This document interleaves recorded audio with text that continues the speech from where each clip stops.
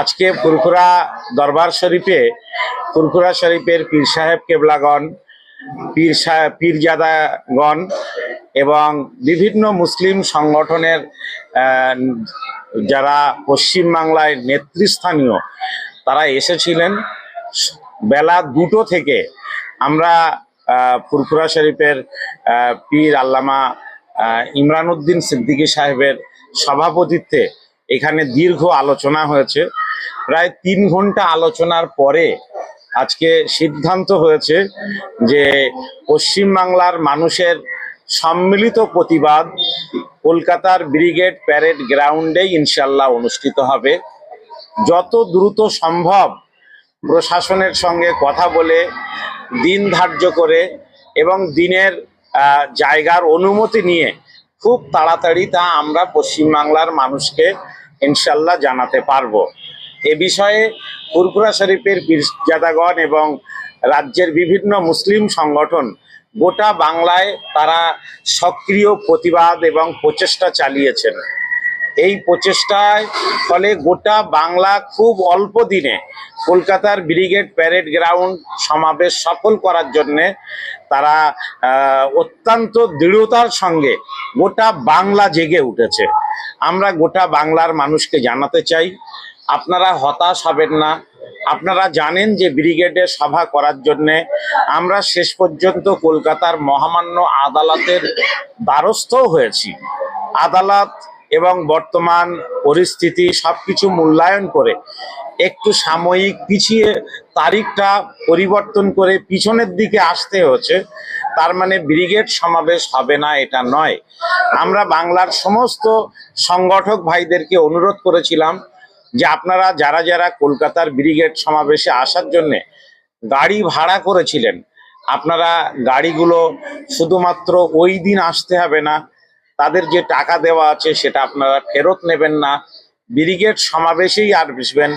দ্রুত পরবর্তী দিন ধার্য হবে এবং সেই দিনে আপনারা কলকাতায় ওই গাড়িতে করেই আসবেন। আজকের যেটা আলোচনা হয়েছে যে অল ইন্ডিয়া মুসলিম পার্সোনাল ল বোর্ডের ব্যানারেই ইনশাল্লাহ ব্রিগেড সমাবেশ হবে। বাংলার সমস্ত মানুষকে নেওয়ার জন্যে, সমস্ত সংগঠনকে নেওয়ার জন্যে ফুরফুরা শরীফের দায়িত্বশীল পীর সাহেবগণ, পীরজাদাগণ তারা অত্যন্ত উদারতার সঙ্গে চাইছেন যে না, এই বৃহত্তর স্বার্থে আমরা সব ঐক্যবদ্ধভাবেই প্রচেষ্টা চালাবো। আমি অল ইন্ডিয়া মুসলিম পার্সোনাল ল বোর্ডের একজন নগণ্য সদস্য হিসাবে আমি এসে আবেদন রেখেছি। যতবার ততবারই আমার কথায় তারা সাড়া দিয়েছেন।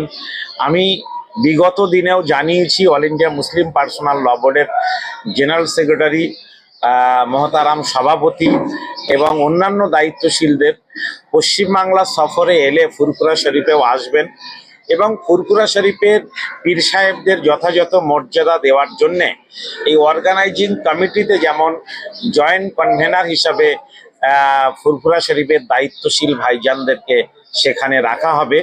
এবং আমি অল ইন্ডিয়া মুসলিম পার্সোনাল ল বোর্ডকেও জানাবো যে ফুরফুরা শরীফের থেকে প্রতিনিধি অবশ্যই অল ইন্ডিয়া মুসলিম পার্সোনাল ল বোর্ডে স্থায়ী সদস্য হিসাবে রাখতে হবে।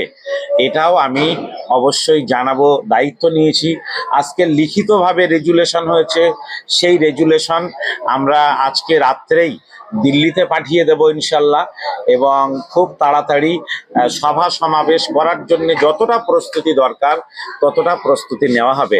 আমরা বাংলার মানুষের কাছে আপনাদের মাধ্যমে জানাতে চাই, বিভিন্ন এলাকায় সভা সমিতি যেভাবে শুরু হয়েছিল, আপনারা জানেন যে পাহেলগাঁওতে একটা ঘটনা ঘটেছে যেটা অত্যন্ত নিন্দনীয়। আমাদের ভারতবর্ষের 26 জন নাগরিক সেই হামলায় তারা মারা গিয়েছেন। আমরা তাদের জন্যে শোক প্রকাশ করছি, আমরা তাদের পরিজনদের প্রতিও সমবেদনা জানাচ্ছি। অল ইন্ডিয়া মুসলিম পার্সোনাল ল বোর্ড 3 দিনের জন্য শোক জ্ঞাপন করে সমস্ত কর্মসূচি 23, 24 এবং 25 এপ্রিল স্থগিত রেখেছিল, বন্ধ রেখেছিল। সেই কারণে বিভিন্ন জায়গায় সভা সমিতিও বন্ধ হয়েছে। আমরা আজকের সকলের যৌথ পরামর্শে এবং সর্বসম্মতভাবে সিদ্ধান্ত নিয়েছি যে পশ্চিমবাংলায় বন্ধ হয়ে যাওয়া সভা সমিতিগুলো আবার আমরা সমস্ত জায়গাতে ইনশাল্লাহ দ্রুত শুরু করব। যারা সভা সমিতি করছিলেন তারা আপনারা দ্রুত শুরু করুন।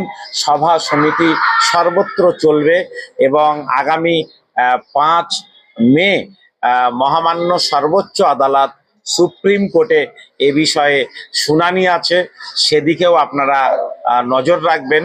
অল ইন্ডিয়া মুসলিম পার্সোনাল ল বোর্ড যেমন এই মামলায় অংশ নিয়েছে, ফুরফুরা শরীফের পীর সাহেবরাও অংশ নিয়েছেন, বিভিন্ন অন্যান্য মুসলিম সংগঠনও তারা আপিল করেছেন মহামান্য সর্বোচ্চ আদালতে। আমরা আশা করি এই দুঃসময়ে আমাদের যৌথ প্রচেষ্টার মধ্য দিয়ে আমরা এই কালো দিন, এই অন্ধকার সময় আমরা কাটাতে পারবো।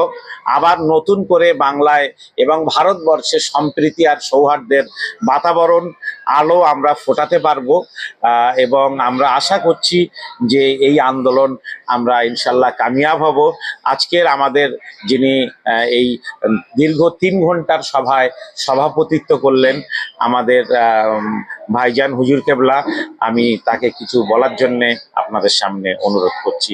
উনি খুব সংক্ষেপে 2-1টা কথা দোয়া, ভালোবাসামূলক, পরামর্শমূলক বলছেন। আপনার ব্যবসাকে কোটি কোটি মানুষের কাছে পৌঁছে দিতে নামমাত্র খরচে বিজ্ঞাপন দিন আমাদের চ্যানেলে বিজ্ঞাপন দিতে আজই যোগাযোগ করুন 8101083012 এই নম্বরে, অথবা মেল করুন justicevoice702@gmail.com এই মেল আইডিতে, অথবা হোয়াটসঅ্যাপ করতে পারেন 8478874243 এই নম্বরে।